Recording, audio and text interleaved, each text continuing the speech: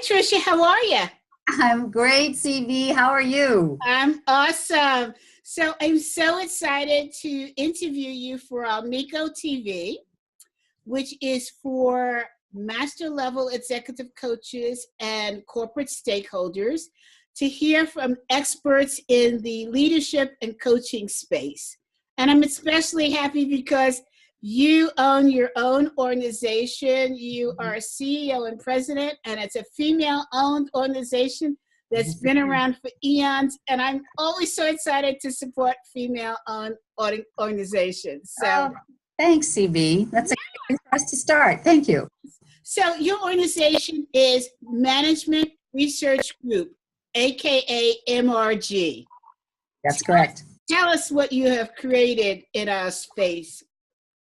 So we've been around for 35 years. MRG was originally founded by a clinical, sounds actually like the beginning of a joke, a clinical psychologist, an IO psychologist, and an organizational development specialist. And their work was about how do we help individuals get a deeper sense of self-awareness so that they can continue to grow and hopefully grow with more intention and at an accelerated pace. And so their pathway to that was through assessments. So how do we help people understand themselves through assessments? And that's evolved over the years. We have role-specific assessments in the leadership space, in the sales and business development space, and in the customer service space. And we also have assessments that are used when the coaching goes deeper. We have assessments on motivation, we have assessments on life architecture, and how people are feeling about their quality of life. So coaching, as you know, has become a very rich part of organizational development and individual development journeys. And so we are, I think, very committed to supporting the deep work that gets done at both an individual and a team level with our assessments and with our research. Well, I have to tell you, I was just on the phone with a person who, a PhD, who coaches at Wharton. And I was bragging about my interview with you, and I said, I'm going to be interviewing a person from MRG. You might not know the company. And he said, seriously, CB? I'm from Wharton. I know MRG. Well, that totally shut me up. That's good. We actually do a fair amount of work in the higher education space and in the executive ed space. So that's very nice to hear. Thank you for sharing. Yes, it's great. And of course, I'm certified in your LEA, which I love. Thank you for that. It's a great tool. And I think at a time where I think there might be a little bit more promoting of a right way to lead, at the same time, while we're trying to encourage diversity and inclusion and a global approach to our thinking at work, I'm proud that our assessment is not pigeonholing people and is actually helping people open up their understanding of themselves in the leadership role. So thank you. Well, I was very excited about it because at the time I became certified, I thought, oh, God, this is going to tell me how awful I am as a person. And as a leader. That's the fear, right? Particularly when it's a multi-rater assessment. Great, not only is it going to reflect back to me about my comments, something I don't want to hear, but I'm now asking bosses, peers, direct reports, constituents, and I want to know and I don't want to know. So I hope you had the experience that other people have, is that it's an unfolding and a door opening, not a scolding and a rating. Yes. Yes. Well, I think it's particularly vulnerable for people of minority races because we are just not used to that kind of feedback. Mm-hmm. Most of the feedback that we get is critical and you feel bad as a result. And so after I was exposed to yours, I said, oh, my God, this is a good thing. I feel good. Yeah, yes. I learned a lot. Good. That's what we hope. We hope people come out with a sense of that they've been respected, that they've been honored, and that there is an opening, a discovery of self. In a way, it sounds funny because we walk around with ourselves all the time, but we are in a very fast-paced, chaotic world where information is coming at us left and right. The pace is crazy, and it's not just in the work. people are experiencing it in their home life as well. So if we can get folks to pause for a minute and make space for self-reflection in a way that they feel valued and respected, they'll do deeper work. They will explore who they are, and they'll take more time, and they will be able to be more intentional and more focused about how they want to move forward. That's what we hope we're supporting. And it did that for me. I very excited. At the same time, I was exposed to MBTI, and so I got hit from both sides. Yes, right. There is, I think assessments have been around, as you know, for quite a while, and every once in a while I encounter somebody who you can tell they've been through the assessment onslaught. Cognitive assessments and personality and values and motivation and leadership, and there's that deer in the headlights look of, I think I need a break from self-awareness. I totally get that. Well, I'll tell you what, it moved me from being an outplacement person to an executive coach. So I am very grateful, and I've had some wonderful experiences, and certainly my clients have benefited. So kudos to you guys. Thank you. Thanks for that, CB. And yes, I'm going to endorse that move as well for you. Thank you. So now you talked just a moment ago about the onslaught of our society. Yes. And I think there's a new term. Yes, there is well, actually, it's not that new. It's called VUCA, and I think many people have probably heard of it. It actually came from the military in the 1990s. But really been adopted in the organizational community probably over the last 5 to 10 years, depending upon where you are. And it's an acronym, and it stands for volatile, uncertain, complex, and ambiguous. And initially, the U.S. military, was using it to describe the new environment they had to embrace in order to have a different approach to the military work. That enemies and threats and allies, it was all a changing landscape and becoming much more uncertain and complex, and they had to figure out how to navigate that. It has been adopted in our workplaces, I think, because in our own ways, we're experiencing the same thing. Things are changing rapidly. Unusual competitors come into the space. The pace of work has increased dramatically. Organizations are adding products and adding different ways of working. It's just become increasingly complex for organizations. So how does that show up in the leadership of an organization specifically? It's a great question, CB. So I think we're entering an important new age for leadership. We have historically talked about the individual leader as if the single leader is capable of developing all that we want him or her to do to be a successful leader. But unfortunately, if you look at the evolution of leadership over the last 3 decades, we have consistently asked more and more of leaders. We started out with management in a pretty simple structure. Help these 8 direct reports do their work. Wait, I'm going to stop you right there. Yeah. What is the difference between leadership and management?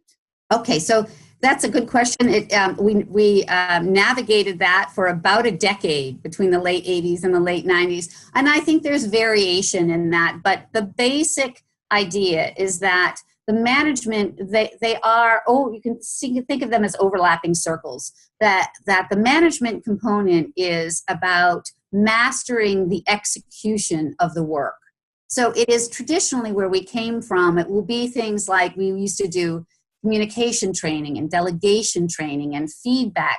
It is about getting a group of people to go through a process to accomplish the work. So we can think of it as the implementation core that lives within the leadership space.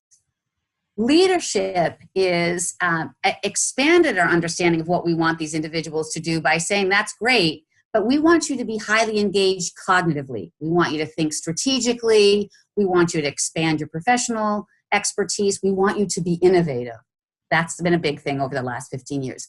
And we want you to inspire people and bring people along. So, and we want you to build employee engagement, and we want you to build team engagement. And we want you not only to get things done, but we want you to find new ways of accomplishing more with less resources.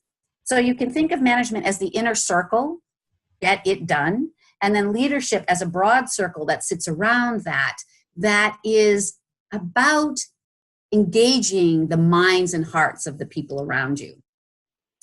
And even that has gotten more complex. We, do more with less. We used to say, develop people effectively. Now we say you have to be a good coach. And now we say you have to build employee engagement.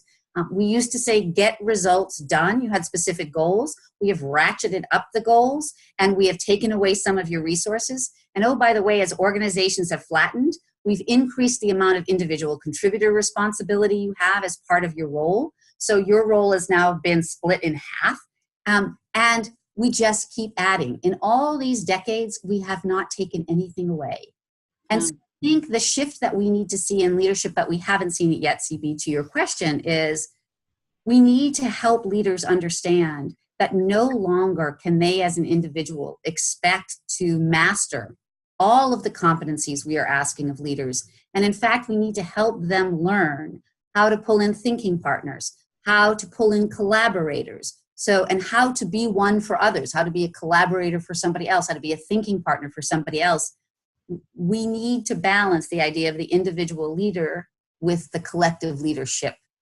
And if we don't do that, we're not going to achieve what we are setting out to achieve. But we also, and we're seeing this now, we're setting up a situation where individual leaders feel incompetent because they look at all the things that they're asked for and they know they can't do it all, but they think it's them. They are not talking about it being unrealistic expectations. They're talking about their own personal deficits, and that's going to slowly erode the confidence and the energy of the organization. So, I just received a book in the mail from an author that I'm going to be interviewing, and the name of the book is Chief Leadership Officer, which I thought was very interesting. And as I was mentioning to you before we started, I have little time to read books these days because all of my reading is done on my computer. Yes. And I started to read one chapter where he talks about the movement from Chief Executive Officer to Chief Leadership Officer. And I thought, what the heck is this guy talking about, right? McCarthy is his name. Yeah. And first he starts talking about watch what you say. And I'm thinking, okay, now he's got me at hello. Let me see what he has to say. Yes. And the first thing he talked about was the definition of management and how it's an archaic term, which means that you are less than the other person. It's a derogatory term that came out of the past that was sort of implied the person who's bossing you around. That shocks me right there. Yeah. And then he was being interviewed by somebody, and he was trying to say something positive about being a chief executive officer. And this is what he said: I take care of my people.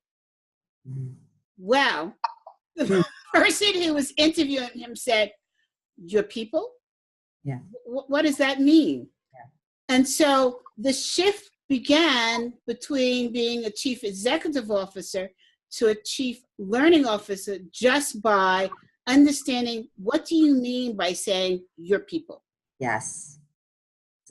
It's that point about management being an archaic term. I think it's an interesting point, because I think the question is, I think where we're shifting is shifting from the idea that you're managing people, the idea that you're managing process. Your role is to come up with a process that helps people have the information they need, have access to the resources they need, be clear around what success looks like. So I do think that's an important shift.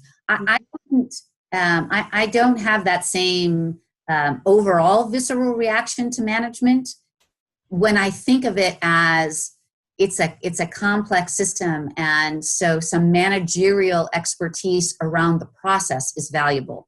I completely get, and I think we're going to see this as younger people come into the workplace, this idea of oversight, this idea of, well, quite frankly, superiority. Yes. That's going to get us in trouble. It's parental. It's parental. Yeah, absolutely, absolutely. And I think that, although if you look at the neuroscience, I know you know some of this as well, as human beings, we are really drawn to status. So, and we're also drawn to relational connections. So I think we will find that we have these dynamic tensions that we have to help people manage. Again, why I think coaching is so good, because it lets us go into the uniqueness of where the person feels the tension. But that tension between, it feels good for me to have this status, and yet I want to be in this positive relationship state. So how do we navigate hierarchy through that? I think you have posed a provocative question to me, CB. I think so. And I'll tell you what, I'm fortunate to be in a position now of seeing and listening to how the millennials are behaving. And status does not seem to get their motivation going at all. It's all about, what have you accomplished? What can you contribute? And do I want to be part of what you're contributing? Well, we've just done some research on looking at the difference between generation and age. So because we've been around for 35 years, we have people who are in multiple generations at the same age. So, get the baby boomers at 35, get the Gen X's at 35. So we're able to look, and if you look at generation, you see a lot of differences, both in motivation and in leadership behavior. But if you look at different generations when they're at the same age, a lot of those differences go away. It's not that there aren't differences. There are still generational differences, yes. But the personal and professional maturation, along with the societal evolution, I maybe have a partner, I maybe decide to have children, potentially have a mortgage, there is a shifting that happens motivationally and behaviorally. So, we MRG, we have these mixed feelings about being as we are in the generational conversation, because it's more complex than just generation. Yes. I do think you're right. I do think there's a level of idealism that is really helpful right now, because I think people who, quite frankly, have been slugging it out in the organizational world for a while benefit from that infusion of energy and optimism and idealism, and the energy that comes from being able to see a future that's different. Mm-hmm. I think it's really valuable right now. So let's go back to the VUCA Society. What does success look like for the leader who has learned to navigate? So we've just completed some research in this space, and we've looked at 7,000 leaders over the past 3 years. Wow. And it's a global study, so multiple countries, multiple levels function. So we're really trying to answer that question that you're posing, is how are leaders behaving who do well in this environment? And we also ask the question, because we like to look at both ends, what's happening to leaders who are really seen as failing in this? That was going to be my next question. Yes, so we have the doing well, and we have the derailing in the space. So it's the leaders who are doing well in this space. We see several things happening. They are much more cognitively engaged. So they are innovative. They are more strategic. They continue to develop their professional area or areas of expertise. So they keep their mind highly engaged, but they are also much more connected to people. So they have that mind-heart thing going on. They are more consensual. They're more empathetic. They're more cooperative. So you can see that the investment is equally intense in both keeping the mind engaged and keeping the engagement with people. They also tend to be much... Wait. Now I need to ask you. Okay, all right, go. Now you've got me going. All right, and I'm going too, so between the two of us. So we were talking about assessments before. I mentioned Myers-Briggs. Yes. I am an INTJ. Yes. Which is the higher population for CEOs in America. Yes. We don't do emotion well. So does that leave us out in terms of managing in this new society? No, it's such a great question. Matt Lieberman, the social cognitive neuroscientist at UCLA, and he wrote a great book called Social. It looks at how do our brains work when we are thinking about ourselves and also thinking about others.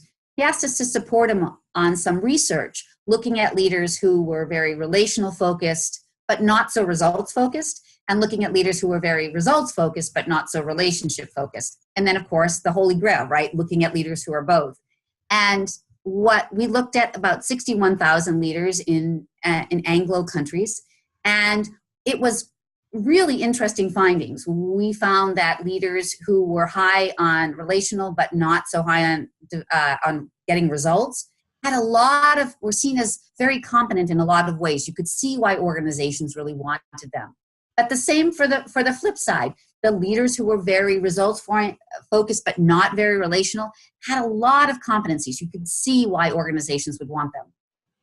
Hey, the Holy Grail, right? The number of leaders in this group of 61,000 who were high on both, in the top third for both of those domains, less than 1%, 0.77%. Wow. And so then we thought, well, no, research is being too constrained around the parameters. So how about just people who are in the top half for both of those domains, 5.6%. And when we talked to Matt about that, he said that was what he expected. And the reason he expected it was he taught us that there were two different neural networks in the brain. One that's engaged when we're thinking about people. We're thinking about us in relationship to people, and we're thinking about people. And another neural network that's engaged when we are thinking about non-people related things, or that people are more ancillary. And he described them as a neural seesaw, that when one is very active, the other goes quiet.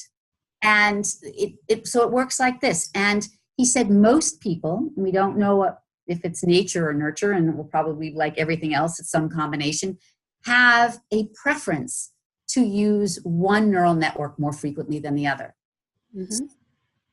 The challenge we have is, while we know now from neuroscience, we can build up these neural networks, we also know it takes practice, reinforcement.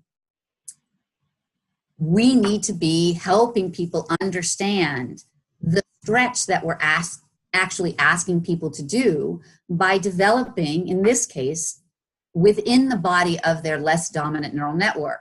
So to your question, we have people who are focused on results and in the INTJ world also cognitively engaged, but not as people engaged. Well, we know where your dominant neural network is. There's two things, right? You and I have been in this development world for a long time. We won't say how long, but a long time. And so we know that even with developmental support, coaching, training, an environment that supports development, it is very hard for people to grow new skills and sustain the new skills in their embryonic phase and really change. And as people are more distracted, more overworked, more stressed, we default to the more comfortable habitual ways of engaging. And so, one, I think we have to be much more realistic in what is actually required for the significant changes that we sometimes ask of people. But I think, too, it's also a case being made for this idea of, well, is it best for you to develop to be much more empathetic and consensual and cooperative? Although I have to say, as a side note, CB, I find you all three. Thank you. is it better for you to have a partner, right? Is there a colleague or a valued member of your team or somebody more senior in the organization that you pull in as a partner when because you've become a good diagnostician, you know that it's needed because chaos is afoot and people are hurting and they need to be heard and they need to be seen. So can we partner together to do this work? I think you need to be learning how to have those conversations and then how to partner to make that happen. I think you illustrated a perfect example of where we become unrealistic as these expectations increase. Mm-hmm. Yes. It's hard work because there's even more to this. These people are better communicators. So, but watch this, they're also tend to be more restrained. So they are somehow have figured out this threading the needle of being transparent, but reserved. Mm-hmm. And you understand in a VUCA world, when people are feeling chaos, that restraint brings a sense of calm, but you have to be transparent enough so that people trust you. That's not an easy combination. That is very difficult, very difficult. Right. So somehow, as the leader, you have to transcend the chaos so that you can bring people through it. That's not easy either. So I think bring in. And where do you find somebody to help you transcend that chaos? Because the energy has to go someplace. Yes. So I think this is where the growth in the mindfulness training is going to help us. And sometimes I know people are edgy about the term mindfulness. Let's just call it. I'm raising my hand. INTJ. Yeah. It's too touchy-feely for me. Yeah, I know. So let's call it present-minded awareness. Yeah, right? It's the same thing. Minded awareness. So, and that is present-minded awareness about myself. So how do I learn to watch my own emotional shift? How do I learn early signals of when my brain is going to enter into the spin? How do I recognize early signals when my emotions are starting to override my ability? How do I also become present-mindedly aware of what's happening around me? So can I see the signs early? Can I read the signs in my people that they're starting to be less focused and productive and feeling less safe and making more mistakes, taking longer to make decisions? So this present-minded awareness is both training yourself to do it internally and training yourself to be a better observer and diagnostician externally. I think that's important work. The ability to see it and the choices you make about how to handle it are two separate things.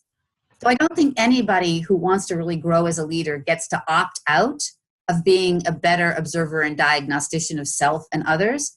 But I think we can create some variations about how people respond to what they observe, whether it's by themselves or their own particular style, or they bring somebody else in, or they engage the team collectively, or they engage the team one-on-one. There are options, but it has to start with the ability to understand self and other and the situation in a more effective way than I think we are offering people in terms of skill sets right now. How does the organization itself help the leader to become self-aware and to be present? I think actually we've made a fair amount of progress in that space. I think we have still a long way to go, but I started in this industry when assessments were the scary black box. And, in many cases you went to a psychologist who was off-site, and the mainstreaming of assessments, and there's so many good ones out there, has really, I think, helped people see themselves through a deeper, clearer lens than they can. I think we are, again, how long have we been talking about being effective giving feedback? And still, as human beings, we're not very good at that. But I like this movement that's happening away from the annual performance appraisal, which I have never heard anybody in the 30 years I've been in this industry say, I love our performance appraisal system. We're moving away from that to more regular ongoing conversations. So as we get better at sharing with each other, I observe this about you in a courageous but compassionate way. People are going to get better at understanding themselves through that lens as well. So I think continuing the work of how we create good feedback conversations. But here's the biggest thing, I think, CB. Organizations have to create a sense of safety. If I feel like I'm going to be punished, or I'm at risk, or I feel threatened, if there is a lot of anger or bad behavior or cold behavior, or people can feel that things are going on, but there's not clear communication, so it increases the level of uncertainty. It takes a sense of vulnerability to be willing to be open, to increase your self-awareness. People can't open up and be vulnerable when they're in a threat state and when the environment doesn't feel safe. So I think at a macro level, we need to be creating healthy, safe organizational contexts. And a more specific level, we need to be continuing to use the tools and developing the tools we have to help people get good individual insight. I absolutely agree with you. But here's the $24,000 question. How do you create that when we have seen an onslaught of bullying, sexual harassment? I mean, it's like we have come 100 feet and we're going back 300 feet. Yes. Well, I actually, I hope this is not me trying to deal with these complex issues by being overly optimistic. But I actually think all of those things were happening. They were just underground. I think where we are right now is, I don't think more is happening. I think we know more. And because we know more, there is both a societal and an individual and an organizational response happening in waves, and it's not happening in the same places, in the same way in all these places. But we are starting to crack open and understand what's under the floorboards and what's behind the curtains. And that's as overwhelming as it can feel and as shocking as it can feel. It's the only way to actually deal with it, is to bring this behavior into the light so we can actually see it and understand it in order to create a solution for it. So I think it's happening societally, Black Lives Matter, Me Too, Time's Up. There are movements afoot that are trying to address it. And because they are societal issues, not just organizational issues, it will be a long time before we see, I think, the systemic changes we want to see. But we have to engage. You have a good point. I like to say, because I'm a graduate of the New School, and so we were taught that the answer is the beginning of the question. Oh, I love that. Thank you. I own it. Answer is the beginning of the question. Yes, I trademarked it. And it's because it really represented my education at the New School. We were taught to constantly ask, not just be happy with an answer. Yes. And it wasn't in a contentious manner. It was really sort of based upon the 5 whys of TQM. Yep. To get you to the truth. And if with what's going on with sexual harassment and all the Black Lives Matter, if we don't ask the questions, we'll never get to solution. Yeah, absolutely. And if we try to go to, solutions too quickly, we are oversimplifying.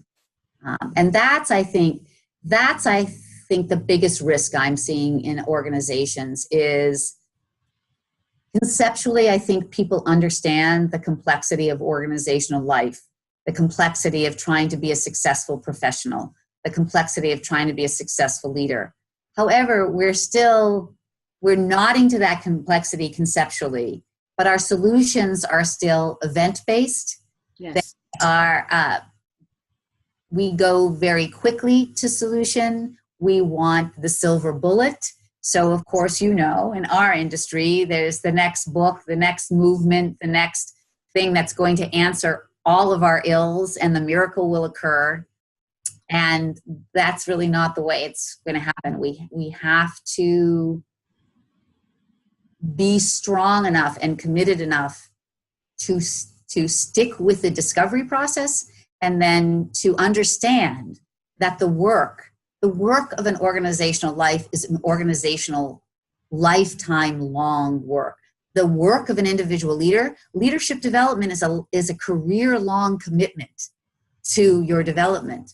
And if we understand that, then it will be a part of the way we live organizational life.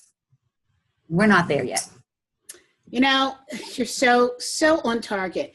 I'm going to end with asking you one challenging question, and then I'm going to look forward to your speaking at the MECO Leadership Conference in May. Yes, May I'm 21st. really looking forward. Yeah. May 21st to May 23rd in Estes Park, Colorado. Before we close, I'd like for you to define the word compassion. Oh, that's a beautiful question. I'm not sure I'll do it justice, but we work a lot. You can't see my whiteboard, but on my whiteboard are the words wisdom, courage, and compassion. And since for many people around the world, the Easter holiday is coming up, I guess I would call it in part our organizational Holy Trinity. I love it. For us in that space, compassion is, it starts with empathy. So the ability to truly be connected to what is happening, whether it's in your empathy for yourself or empathy for another. It goes beyond empathy in that you want to do something that nourishes the being.